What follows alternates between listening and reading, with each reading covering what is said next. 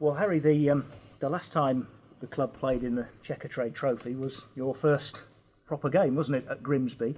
When you look back on the last month, you seem to have made some pretty decent progress over that month. Yes, we are heading in the right direction, which is fantastic. But there's still a long way to go.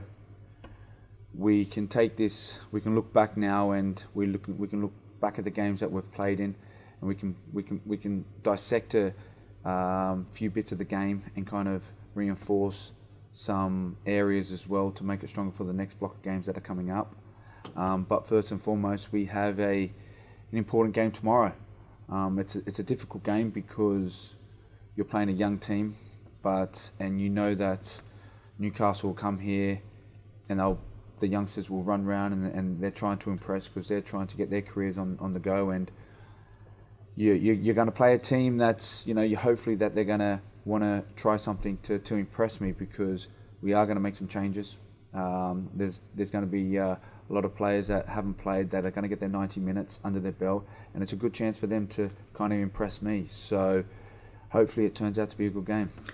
From your side's point of view, first of all, from your squad's point of view, is it important to you to be able to give some of those, you might say, fringe players, those players who haven't been involved, some game time?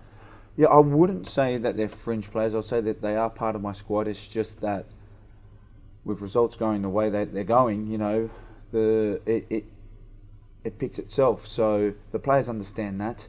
The players are, they're chomping at the bit to impress me. So again, this is a good opportunity for them players tomorrow night, playing at home in front of a good crowd, and hopefully they can impress everyone. What's your take on the competition, Harry, as a whole? I know a lot of people, it has a lot of detractors in the game. Where do you stand on the EFL trophy? I think it's another cup competition, but it's a difficult one, because if you're sitting comfortable and you've got a big squad and there's no restrictions on who you can play in there, and and you have no problem with that, then it's a no-brainer, because it always gives people opportunity to play games. But when you're sitting at a different end of the table, you want to keep everyone fresh. You don't want to be playing extra games when you don't need to.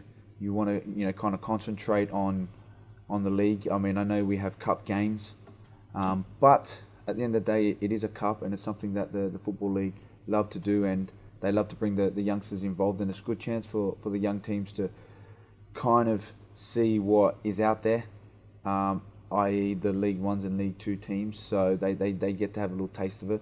So overall, I think it's a good competition, but I could probably do with, not having the game. And what about that idea of the under-21 players? I want, you were a young player. You started in the professional game very young, so may not have needed a competition like this. But for a lot of youngsters, can it benefit them? 100%, because as I say, they're getting that taste. What it's like to play against a man's team, but they're only getting it every so often. It's not as if it's week in, week out, and that's what a lot of clubs especially the bigger clubs struggle with, because they've got these quality players that can play in a competition like this, but then they're going back to regular games the next week, where they're kind of forcing their players now to go out and get regular first team football week in, week out, and I think ultimately that's what you need them to get into. Yeah, because can you kind of give us an example of the difference between an academy game, if you like, an under-21 game for one of these academy sides, and playing against, as you say, a seasoned professional League 1 or League 2 team? Well, I can only go on experience. When I played the Premier League Cup with Watford, when we played one or two small teams, and it was okay. But when we played Burnley, we played them at their stadium, and my players were up for it, and they had about, I think, 3 first-team players playing in it. So it was a big incentive for my players, and they enjoyed the day. We lost on the day, but we put a great performance in, and I think they learned so much from that. So again, if you can give them first-team confidence, first-team appearances, then these young players will only get stronger and better. And you touched on it earlier, from a league team's point of view, do you find yourself sort of poring over the rule book? You say you wanted to make changes, but you're restricted a bit, aren't you?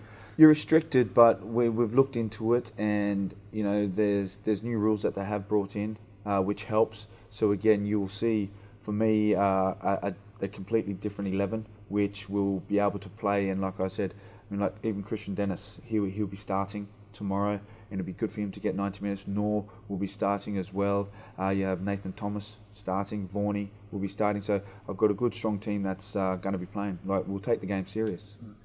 And in terms of the football match itself, how difficult is it to do preparation for? Is it just something you really can't do? Because, you know, I guess watching Newcastle's under-21s is a bit different from sending somebody to watch your next league opponent. Of course it is. So I think it's always going to be down to what we do. Look, we understand what academy football is like, so we know that they will be a passing team. They want to play out from the back. They want to do everything right, which sometimes, I mean, even I watched the other day when Man City played Crewe, and Man City, yeah, they won the game, but they overplayed in certain areas, and it's fine doing it at academy level, and it's fine when there's only 3 or 4 people watching, but when the crowds are in and you're playing a certain type of football, I think it's a little bit too much. So again, we know a little bit about Newcastle, but I feel it's going to be all about us tomorrow. Yeah. And in terms of the momentum, you've got the momentum now, and you've got 3 wins in a row. Whatever the competition, whatever team you're picking, I guess you'll just want to carry that on. Of course, we want to create a winning mentality here. We want to create, every time we go out in games, we want to win, whether it's a training game or whether it's a competition game. So we want to go out there and perform at our very best. And after that, you've got a break. I wonder how useful that is for you. You had so many games since you come in here, and they're every midweek, they're every weekend. I wonder how useful the next, after Tuesday night, the next couple of weeks could be for you. I suppose you can look at it 2 ways. People say, you know, you want to keep the games flowing, you know, because you're on a bit of a run and you want to keep it going. But we've been dealt with this break, so we have to take it. We'll accept it, and we have to adjust a few things in training. It gives us time to work the players, gives us time to maybe rest a few players. So again, it's just something that you deal with in football. More time to get your kind of philosophy across as well, I suppose. You know, extra time to work on the training ground, maybe. Of course, but every day we work on that. Every day we work on it. So it's not as if it's just because we have a break we can do extra. It will be every day that we work the same. And just finally, from me, if I can just come full circle, I started by asking, you know, turning the clock back a month. How satisfied are you with the progress you've made in that sort of month and a bit that you've been in charge? I suppose it didn't get off to a great start. You know, losing to Grimsby and then getting thumped by Exeter and then getting sent off. You know, it's probably the worst way you can start. So you probably look at it and go, the only way is up.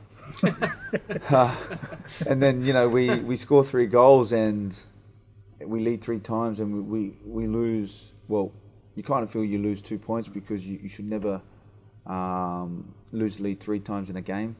So again, you think, okay, well, a little bit slight improvement, you know. So we're heading in the right direction. Then again, the results started coming. We always knew Northampton was going to be a difficult game, and then we've just needed to get that win under our belt. And again, it hasn't been pretty football. We know that, but we have to play a certain way to get results. And like I said, the players have reacted to what I've asked. And again, I can only thank them and the staff and the fans for all supporting this. We knew it was going to be a rough ride. They've made it a little bit smoother over this whole period, and now we can kind of put that period to one side now and start building now for the next block of games, because the next block of games are going to be difficult. It's going to be tough, and if we can kind of continue the way that we're playing, hopefully we can cause a few upsets. Wish you well with it, Harry. Thank you very much. Thanks a lot. And just kind of asking about Ben Hall. What I know he's been injured, but is it turned out to be more troublesome problem than what perhaps first anticipated? To be honest with you, I get I get feedback. I ask, is Ben in? They say no. He's still down at Brighton. The one thing I did know that he had a little bit of a setback, but hopefully he can kind of get over that, and then he can come back and we can start again.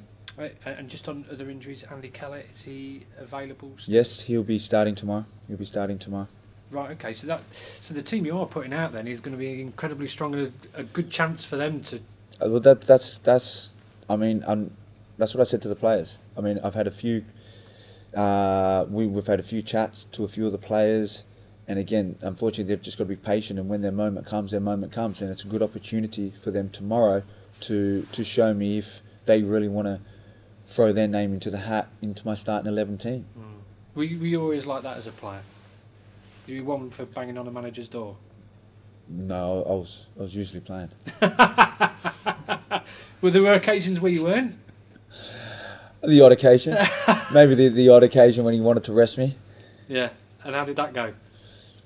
Again, sometimes, you know what, look, at the end of the day, it's the manager's choice. You take the good with the bad. Obviously, even for myself, there was a period at Liverpool where I was injured quite a lot, and when I did get back, I was only playing 10, 15 minutes here. And it gets to the point after not only a week or 2 weeks, but after 3, 4 months, you start thinking to yourself, well, what do I need to do? So, you keep going in there and you keep speaking to your manager, which at the time was Benitez. And like I said, you go in there with an idea of what you want, and then you end up coming out and agreeing to what he wants. So you don't really win. At the end of the day, he's the boss, and I'm the boss here. So whatever I say goes at the moment. If you want to impress, you just keep working hard and you wait for your opportunity. When your opportunity comes, you got to take it. How proud are you at the way things, the momentum that you've built? I mean, because that's when you first come in, like you say, you come in, you get hammered, you get sent off. You're thinking, but then you've turned it around since then. How proud are you of not only just your staff but the players as well? Look, we're happy, but again, it means nothing.